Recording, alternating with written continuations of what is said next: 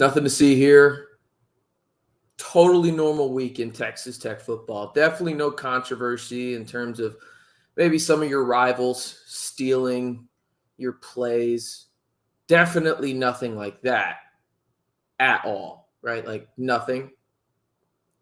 Being sarcastic, obviously. How's it going, everybody? Welcome into the Back to 12 podcast. In today's live video, we will discuss, the biggest story right now in the Big 12 and all the details that we have after the Big 12 gave an announcement on their findings from what we are coining over at SBI, Scarlet and Black Insider, Communicate Gate.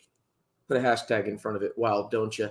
And while I've got you guys here, be sure to like the video, hit that subscribe button, and get interactive in the chat. That's the best part about this channel is we're the most interactive Texas Tech YouTube channel there is. There's a ton of subscribers, almost 11,000 strong, but we love answering y'all's questions and being interactive in the chat. So let me know where you're watching from. And then also while you're at it, let me know your score prediction for Iowa State and Texas Tech, a game we will discuss a little bit later on. But I think you know where we need to start in this, right?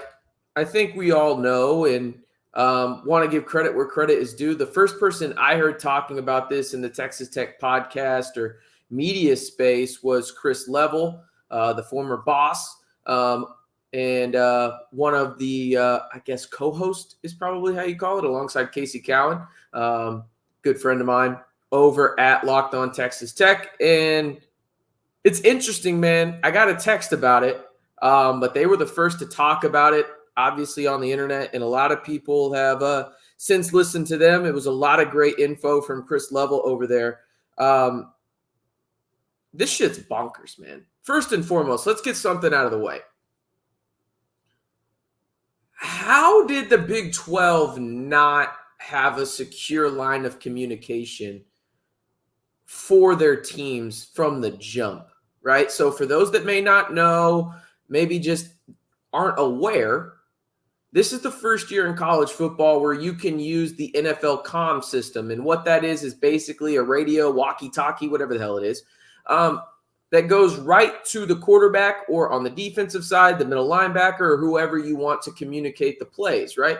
Typically in college football history, you've seen those weird signs that have like SpongeBob, Waffle House, the color orange, and then, I don't know, Rachel from Friends, right? Like you've had stuff like that. Now it's been relayed through a comm system and everyone's using it. And you would think, this would be secured lines, much like in the NFL that's been using this for decades now, that there would be secured lines where you couldn't get like basically a police scanner to hear what the other team is saying. Now, we don't know if that's exactly what TCU and Baylor did, the accused in this situation. To me, it sounds like some fan just happened to stumble upon this and was like, what the hell is that? And then recorded it. Now, let's go through the whole process here and basically the timeline of what we know. And if anybody wants to add anything in the chat, by all means do so. Texas Tech received audio of their offensive coordinator and defensive coordinator, calling plays from someone outside the program. Now, the rumor is, and I was not able to confirm this, but it was what I heard, was that they found it on a betting site or a gambling site, I should say. And then it was, given, or I guess texted, emailed, some kind of avenue of communication in 2024 to someone on the Texas Tech coaching staff. Who was that? I don't know. I've heard it was Joey McGuire. I've heard it's another staffer. It really doesn't matter at this point, right?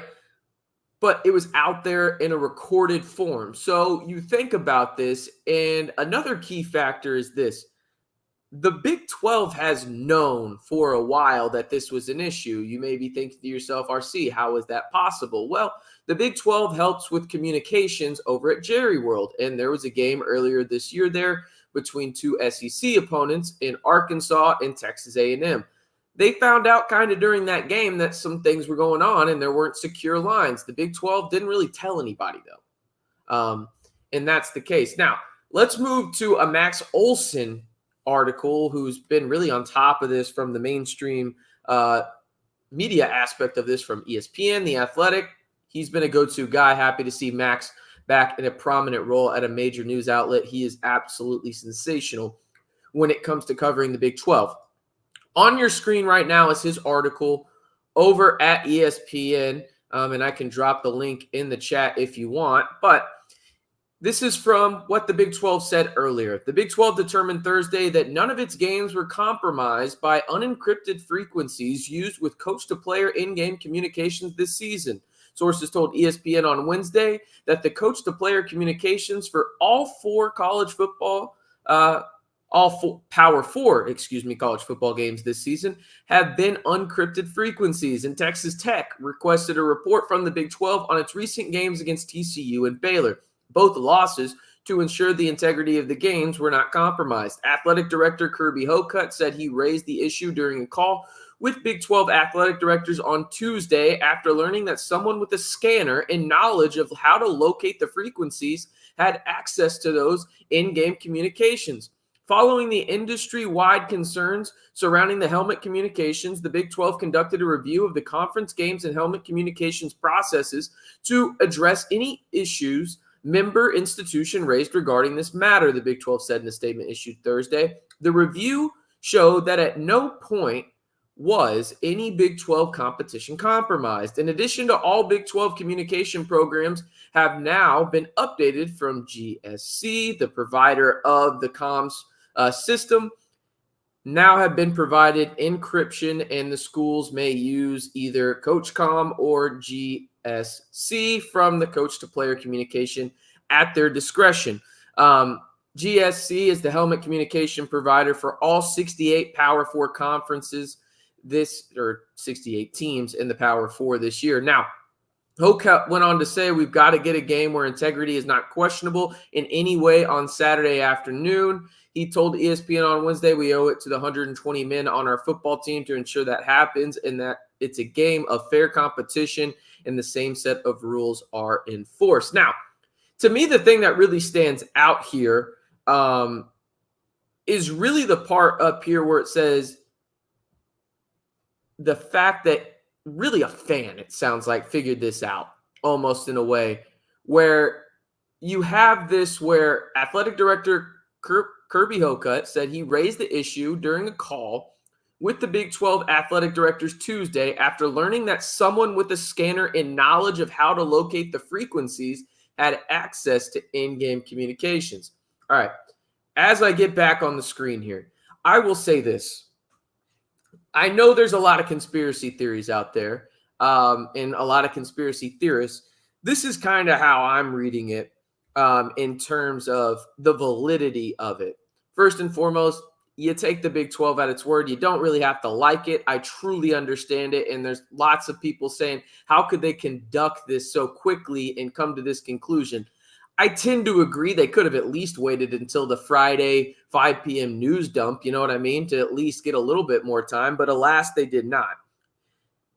In my opinion, it really does feel like a fan found this, recorded it, posted it to a gambling site, and went from there. Somebody in the Texas Tech space found it on that said gambling site and sent it to a coach or somebody that they knew that could get it to the coach, right?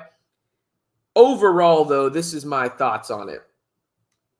First and foremost, it makes zero sense that TCU stole signs, in my opinion. You're telling me that they stole the signs or listened to the frequency and had the calls there and still only one by one? I think the Texas Tech defense was doing enough in terms of, hey, you just really had to target one corner who, granted, had a bad day, but it was a really bad day for him. That was pretty easy for TCU. You just target him and it worked out for him, right? Baylor makes a little bit more sense in terms of the conspiracy. I can get behind that logic because in no world should you give up 59 points to Baylor. Now, the Texas Tech defense, and I've called them this on the channel, and I will call them this until they prove me otherwise, is trash. So, you know what? Hey, good for them in terms of Baylor. But there were a few plays going back and watching it where it felt like some things were like, okay, well, that's interesting. How did they know that was coming, right? But overall, I don't really believe in this. In terms of the aspect of it it dictated a game. I don't think Texas Tech was ready against Baylor in any facet of the game. I thought they were just bad, okay? And the offense was the closest thing to not bad in that game against Baylor. Against TCU, you went on a 28-0 run. We're up 17 points at one point. You lost that game, period. Do not try and do any kind of excuse there in the sense of, oh, TCU had our signs. Then why did they let you go on a 28-0 run and you blew a 17-point lead, right? Like, why would they let you do that in terms of going up 17? It makes no sense. To me, really what this feels like is a way to get away from the real issues that are present for this Texas Tech football team. And I've already mentioned it. The defense is trash, okay? It's just trash when it comes down to it. The offense, it feels predictable at times. I get that. And then the special teams has been inconsistent, okay? There are really big fundamental issues on this football team, and it feels like this is a way for fans to, oh, look at this instead of the real issues over here. That's kind of what it feels like to me. Now, if in the near future they come out and we're like, hey, this actually happens and there's more evidence that comes out, by all means, I will happily admit I was wrong. But that kind of feels like what this is right now, in my opinion. And there's a multitude of other things that kind of stand out to me from this perspective, in the sense that, okay, you're playing Iowa State. You're trying to take this out in terms of just really focus on something else instead of really creating another distraction. That's what this is, right? Like, it feels like it's a distraction from the fact that Texas Tech is just not good right now. They haven't played good football or good consistent football really the past 2 weeks. They haven't done the necessary little things to win football games. And another aspect of this that I don't think people are talking about from the off the field perspective is, now that the Big 12 has come out and said this, and again, you don't have to agree with the Big 12. I get it. I tend to take them at what their words say at this point. I don't know if there's much else we can do at this point, unless more evidence is presented to the public. And I'll be honest, I don't know if that's going to happen. That being said, to me, this creates also another issue for Texas Tech where, listen, TCU was going to badmouth you in recruiting anyway. Baylor was going to badmouth you in recruiting anyway, but now they got a little bit more ammo, right? Where they can go out on the recruiting trail and basically say, oh, Texas Tech will make up any excuse they can because they can't beat us on the field. Why would you want to go there? You're going to hear about it from Baylor fans and TCU fans next year if the Red Raiders play, which I assume they would on the gridiron. But it's one of those things, too, where it's not just the fact that it's a distraction more than anything and really making you focus on this when you probably should be focusing on this as a fan, in the sense of this team has major flaws.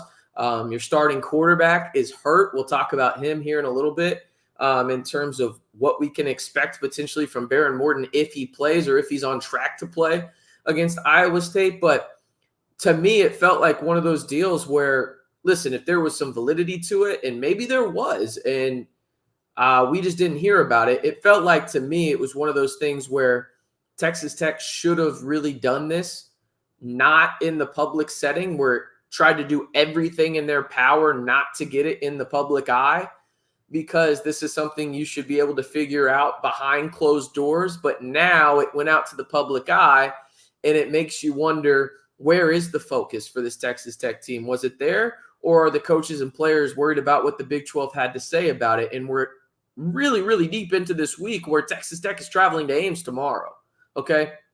Again, am I saying that that's the case? No. But I think it's human nature to think that possibly could be the case.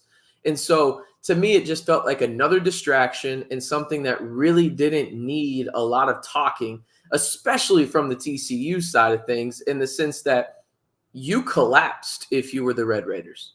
That's what happened here, right? You went on a 28-0 run. You had a 17-point lead. You made multiple critical errors as a coaching staff and put your players in ill-positioned places to not succeed. Right? And now you come up with this and you think to yourself, okay, now this will take a little bit of heat off of them for some of their bad decisions last week. That kind of felt like what it was to me because we haven't heard the tape. Will we ever? I don't know. We also haven't seen anything else in terms of with how quick this was with the Big 12. It almost felt like, okay, there really was nothing there. Like if this drug out a little bit and there was silence, it's like, okay, maybe they're getting somewhere, right? But with how quick they shut this down, it almost felt like it was like, okay, yeah, there's nothing there, bro. There's nothing there. And maybe that's just me being naive. I can accept that if some people view that way. But that's kind of how I viewed the whole thing. It was obviously a story, one of the bigger stories in Texas Tech football so far this season. But overall, I mean, let's move forward and see if Texas Tech can, in a major test against Iowa State, have a major upset. That's kind of my perspective now. Let's move on and let's talk about something that is far more substantial and really impacts this program, and that's this game against Iowa State. Before we get in there, be sure to like the video, hit that subscribe button if you haven't already. Appreciate y'all tuning in on Halloween. I know a lot of people are probably out and about with the kids. Please stay safe. Be sure to check the candy. We all know that that's a scary situation on that front, but I truly do appreciate each and every one of y'all spending some of your Thursday evening before hopefully y'all are safe and enjoy a night in, maybe out with the kids. Who knows? And let me know your costumes. I don't know if anybody watches SNL here, but my wife wants me to be Domingo from the famous SNL Sabrina Carpenter skit that happened a couple weeks ago. We'll see if that actually happens. I'm not a big Halloween guy, but I digress nonetheless. And just like Jim, who's watching in Albuquerque, New Mexico, let me know where you're watching from and let me know your score prediction for this Texas Tech at Iowa State game. And also, if you still want to rant, let me know because I get it. Last weekend's game took a lot out of me as well as a Tech fan. All right, let's kind of jump into laying the groundwork here for going into this Iowa State game. Iowa State right now is the number 11 team in the country and the odds-on favorite to be in the college football playoff for the Big 12. This game will take place at Jack Trice Stadium up in Ames, Iowa, a.k.a. the land of the bridges. If you know, you know. Kickoff is scheduled for 2:30 p.m. Central Time. Now, some interesting nuggets that we talked about in the preview video, which you should go watch here on the channel, but I'll also talk to you about them here.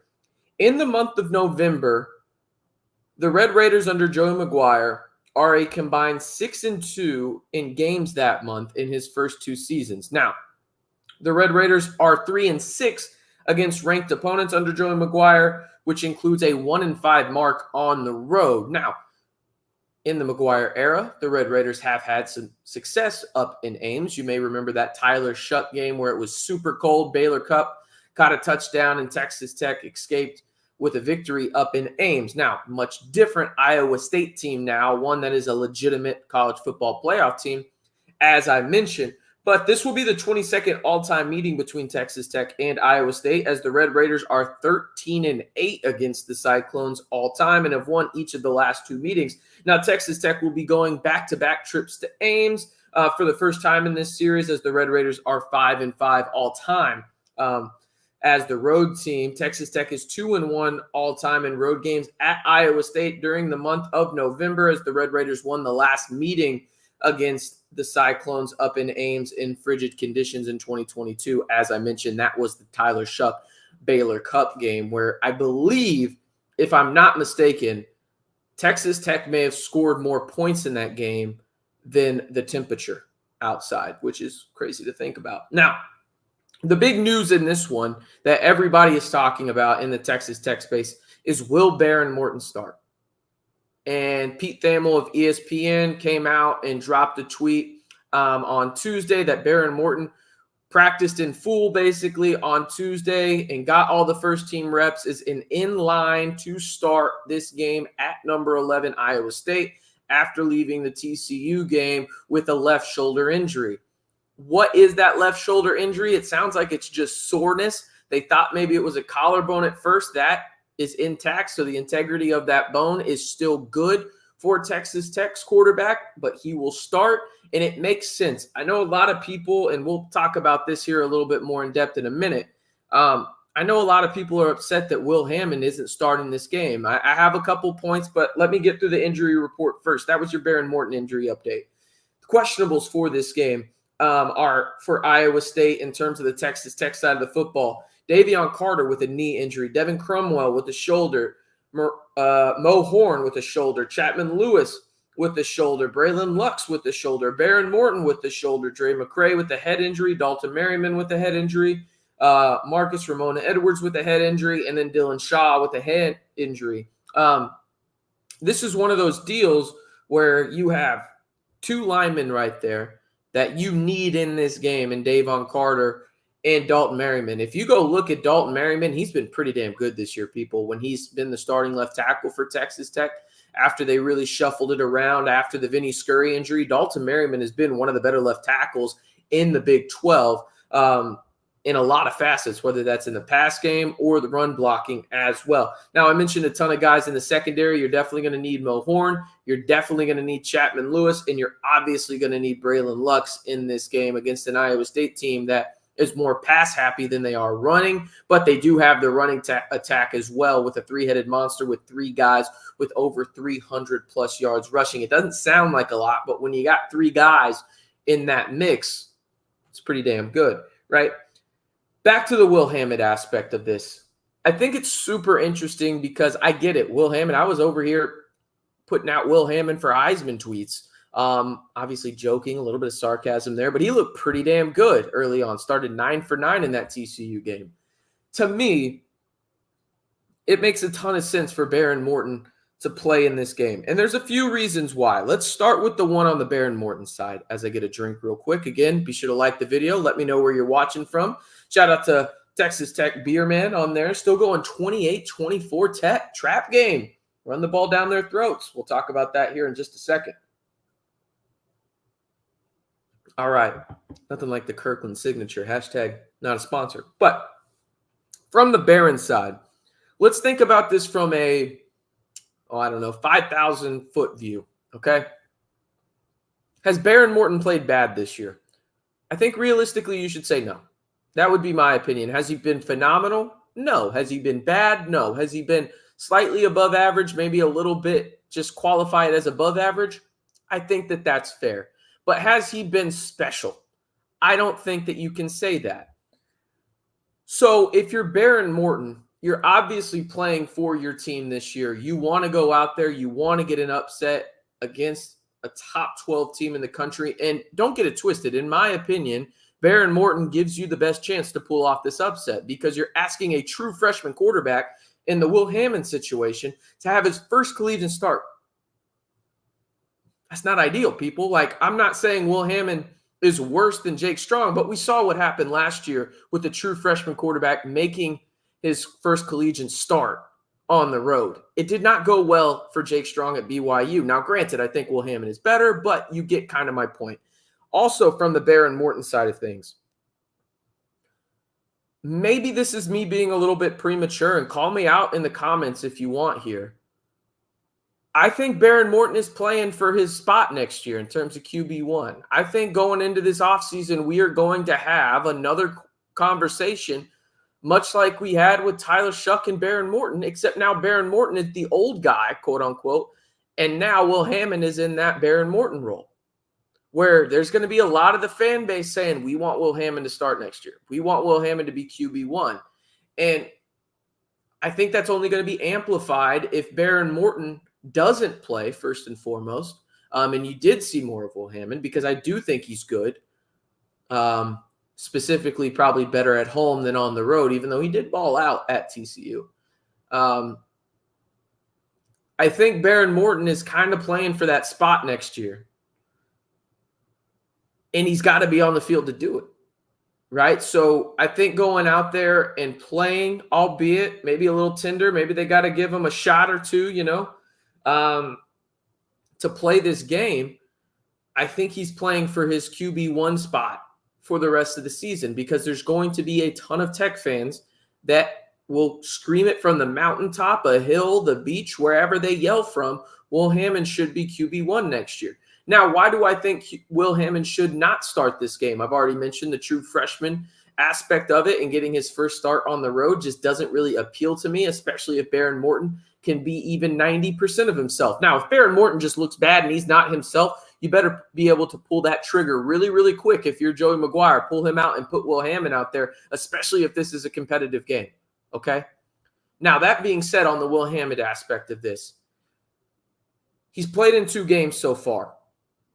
He has 2 remaining in the regular season to keep his red shirt alive, right? He can play in the bowl game for Texas Tech if Texas Tech does make a bowl game, and he could play in 5 games this year if the bowl game is one of those 5 games, and keep his red shirt status going in and still have 4 years of eligibility technically remaining next season, and really going into an offseason where, again, I can't state this enough. I do think there's going to be a Tyler Shuck, Baron Morton situation, and this time it's going to be Baron Morton in the Tyler Shuck role and Will Hammond in the Baron Morton role, going alive and well throughout Red Raider Nation this offseason. So I think that that's another reason why you are going to see Baron Morton, and I think it's critical for him, not only for this team's success this year, because I do think he still gives them the best opportunity to win, but also for his long-term staying in that role at Texas Tech. I think it's big for him. Now, when it comes to the must-watch matchup in this one, I talked about it in the preview video. Again, go check that out. It's the Texas Tech offense against the Iowa State defense. Texas Tech has the highest scoring offense in the Big 12, averaging over 38 points per game. Now, one of the issues is Texas Tech is also allowing the most points per game at 36, so obviously not ideal. But Iowa State has the best scoring defense in the Big 12, only allowing opponents to score on average 14.4 points per game. First scoring offense, first scoring defense, something's got to give, right? Now, where can Texas Tech really potentially do some damage against that Iowa State defense? It's going to be on the ground, okay? Iowa State, as I mentioned, best scoring defense in the Big 12. They have the 3rd worst run defense in the Big 12, allowing 170.1 rushing yards per game. Texas Tech averages 168.9. Now, one of the wrinkles that I think that Texas Tech could throw at Iowa State in this one is running the quarterback. Hold on a second. Do not hear what I am not saying. Let me finish. I think you could see some Cam Brown in this game. I think you could see some Jalen Conyers in this game in the Wildcat. Give credit to Bierman for bringing that up. He might have been reading my script. I think you could see that. Do I think Texas Tech is going to get away from the passing game entirely? No. But that Iowa State secondary is really good. The Iowa State defense has created 12 interceptions on the season so far. They're obviously vulnerable on the ground. Do I think you're going to see an extra tight end in there to protect Barron? I do. And I think that that's where you could have the opportunity to really go in to that option style offense if need be with the likes of Cam Brown, right? Do I like Cam Brown as a passer? No. But do I like him as a runner? You bet your ass I do, okay? So I think that you could see some of that. Maybe, a package installed this game for the Red Raiders. Now, I'm not saying that this is going to be one of those things where you see him 17, 18 plays. No, I don't think that that's going to happen. But I do think that you could see the Wildcat or Cam Brown used in certain situations in this game, because I think that that's where Texas Tech has the chance to really go in and create issues against this Iowa State defense that's really good. I mean, they're really freaking good, people. So if you can go in there, use Tosh Brooks, if you can go in there and use the home run hitter in Jacoby Williams, if you can go in there and use the likes of Jalen Conyers, Cam Brown, go use those physical skilled guys that you have running the football, do it. And I wouldn't mind seeing, Micah Hudson on a jet sweep, anything like that. Be creative here. And also, I'm going to tell you right now, Tech fans, get ready for this. You're not going to like me for this. You're going to see wide receiver screens. You're going to. I'm sorry. You're going to. And you may see more than you like on Saturday, because what they're going to do in Tech's way of thinking is that is a byproduct of the run game or an extension of the run game. That's how they're going to think. You don't have to like it. I'm just telling you, be prepared, because that's what's going to happen on Saturday. You're going to see screens. And again, maybe more so than you like. This from John. CBS reporting that Hokut made the inquiry look at Tech was making excuses. Yeah, I mean, kind of was, it felt like, man. Yeah, I think it feels like it was kind of excuse making, right? Like, or like I said earlier, it was a distraction. Like, look at this, and let's not talk about the real issues that are wrong with this program and this team right now. They can't play a lick of defense. Also, the offense is super inconsistent and made a bonehead decision and has no aggressive traits whatsoever. The special teams really hasn't been that great either, and the coaching staff has made multiple bonehead decisions and makes little to no adjustments on the defensive side, and really the scheme just isn't that good. They don't want you to talk about that. Instead, they would rather you talk about, oh, they potentially stole our signs. You know what I mean? Like, that's really what it comes down to. Okay. And I thought it was crazy. And again, it's one of those deals, in my opinion, where I don't like when people tell other people what kind of fan they are. Lord knows I have done it in the past and I am not proud of it, but I try and look at myself in the mirror and say, every fan is different. But there is one thing that really stands out to me that I've seen a lot on Twitter recently, and it's just weird in my opinion. Calling your own fans Pink Raiders feels really weird to me. Specifically the passionate fans, right? Like, why are you getting upset? And I'm not calling out anyone individually. This is a group of people I've seen, some more notable than others. But why are you calling out passionate fans in your fan base for trying to hold your team accountable? Like, why? Why are you doing that? You're not a Pink Raider if you care. You're not a Pink Raider if you vocalize your opinion and it disagrees with some people in the program. You're not a Pink Raider if you fan differently than other fans, right? If you are a Texas Tech fan and you care about Texas Tech football, you should be able to express your opinions, granted, in a respectable way, right? You got to be respectful about it. No name calling, anything like that, even though these people that are calling Pink Raiders, that's name calling. I digress. But you should be able to fan however you want to fan, okay? If that is vocalizing yourself and being upset with the players and the coaches, more so the coaches than the players, by all means, do it. If you're upset with the way X went in the game, by all means. If you're upset with how things are vocalized by Joey McGuire at his press conference, by all means, express it. Be respectful, but I find it just really, really hypocritical in so many ways that people are out there calling passionate Texas Tech fans Pink Raiders when they just don't agree with them. It's hypocritical in a lot of ways because no one's ever going to agree with everyone ever, right? No one is. So stop the bullshit with the Pink Raiders. It's dumb as fuck. Stop it and get some help. That's my PSA. Exactly, Christopher. Stop the damn blame game. All right. When it comes to Texas Tech at number 11, Iowa State odds, I ain't going to lie to you people. I'm going to keep it a buck. It's not good. It's not good, okay? Vegas does not take Texas Tech seriously in this one. The current spread as of the time that I put the script together for this live, Iowa State is 14.5-point favorites with the total over-under set at 56.5. And I'll be honest with you. Hey, respect to you, TTU Beer Man. I love a cold snack just like the rest of them. I don't know how you can pick Tech. I don't know. Until they show it to me, right? It's just like TCU last week. You got my hopes up, Texas Tech. You fooled me there for a second. You really did, that things were a little different. You fooled me. You got me.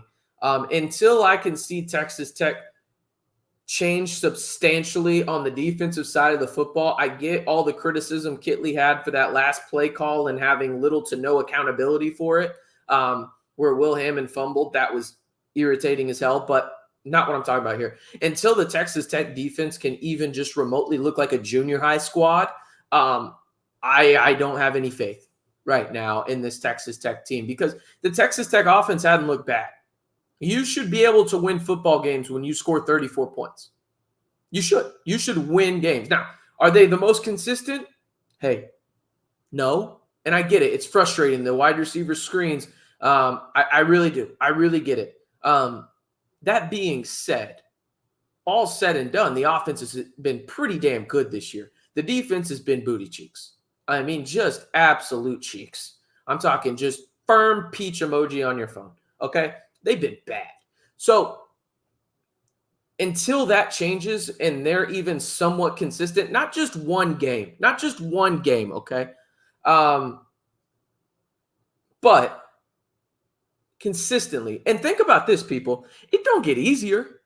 It does not get easier after this game. You face Colorado. By the way, real quick for everybody listening, if you were going to be at that Colorado game out in the 806 next week, I will be as well, and we will be holding an event out there for the Scarlet and Black Insider, the website I help run, and obviously we want the Back to 12 podcast community to be there as well. I will have more details. Be sure to follow me on Twitter.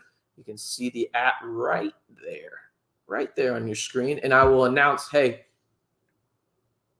where we're going to be. We're going to be grabbing maybe a beer ski, a cold snack, whatever you want to call it. We're going to be doing that. So if you want to come join on that front, be sure to follow me on Twitter over there, and I'll let you guys know probably in the Colorado preview video next week where we'll be holding that event. I am super excited to be out there, and who knows, maybe we'll go to the Texas Tech basketball game on Friday night against Bethune-Cookman, Northwestern State. Maybe neither. Am I making shit up out of my ass right now? Let me go double check that. I kind of want to know what game that is now. I think I might have made that up. Was I right? Northwestern State. Your boy pays attention. Boom. Accountability's key, though. All right. This is from Christopher. $20 super chat. I appreciate you, Christopher. RC, please never stop being 100% transparent. If it's say I'm good, a good corner, but let receiver catch 20 of 21. RC, tell dude you suck. Yeah. I mean, he was bad, and it was Macho. And to be fair, Macho Stevenson, according to head coach Joey McGuire, did take a lot of accountability and felt bad, rightfully so. I get it. But that goes back to the whole comms conversation, in my opinion, where I could maybe believe it a little bit more for Baylor. But TCU, no, you just sucked. You blew that shit in the second half. You blew it. In the Baylor game, you were just bad from start to finish and had little to no prep, even though you had a bye week before. You just looked like you had not practiced for 2 straight weeks, which is just absolutely ridiculous in terms of the preparation. Christopher, I appreciate you, man, and the $20 super chat. That's the best way to get your comment on the screen right there is a super chat. But, yeah, I mean, again, just typical week for Texas Tech football and Texas Tech athletics. I will say this because I know a lot of people have asked. The next video here on the channel will be a Texas Tech men's basketball preview. Look for that in your feed tomorrow. That'll be a lot of fun breaking down Texas Tech men's basketball as their season is set to start in 5 days on Tuesday, November 5th, against Bethune-Cookman. There at home. Should be a fun squad and going to be a ton of fun to watch this year, ton of fun to discuss. I'm really excited about this Grant McCasland team. I think this is really one of those teams, a sneak peek into the preview that I'll be recording here soon. I think this is the perfect Grant McCasland team for what he wants to do. Does that mean they are going to go the distance and cut down the nets? That's not what I'm saying, but I think that Grant McCasland will get every ounce that he can out of this team in terms of going out there and really competing in the Big 12 at a high level. And for those that don't know, I'm assuming a lot of y'all do, the Big 12 is an absolute fucking juggernaut this year. I mean, there are no bye weeks. You play 20 conference games. It is going to be who can stay healthy the longest in this and really capitalize on those games where if you blow somebody out, right, you need to rest some guys because that's really what's going to happen. There's no bye weeks. You're going to have to figure this out and really who's going to be, well, the most non-injured team. It's going to be a lot of fun to watch, but don't get it twisted. Texas Tech is uber talented, and I am super excited to watch the Red Raiders this year in Grant McCasland's second year. Again, my prediction, though, for Texas Tech at number 11, Iowa State. I'm going to go Iowa State 37, Texas Tech 22. I just don't think Texas Tech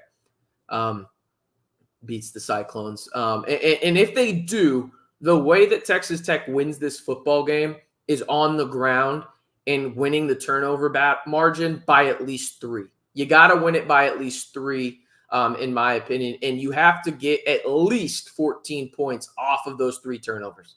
Have to, okay? And you can't turn the ball over yourself. Like, you got to minimize the turnovers to like maybe 1, and you better hope they don't score on it. But I think you're going to, if you do win this game, you're Texas Tech. What we'll be talking about on Saturday night in the recap video is Texas Tech rushed for 200-plus yards. They capitalized on big plays when they had the opportunity, and they capitalized off turnovers and scored off of said turnovers more than anything. That's the recipe to success for Texas Tech in this one, because you're going to see a really, really good team, the Iowa State Cyclones, and a really, really good coach team. I mean, Matt Campbell's one of the best coaches in the Big 12. So it'll be an interesting one. How do they respond? And again, it doesn't get any easier after that as you face the top 25 Colorado team. And Colorado is arguably the best passing team in the country, and your secondary is cheeks.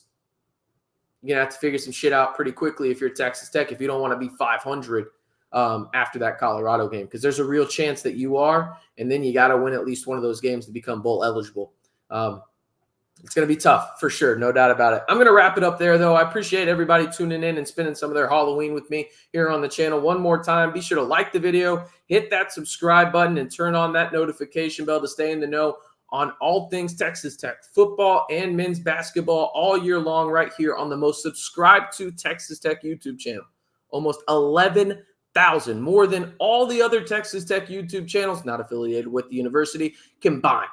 So join the largest group of Texas Tech fans today. And again, all you got to do is 3 simple steps. Like the video, hit that subscribe button, and turn on that notification bell. We'll catch you next time here on the Back to 12 podcast channel.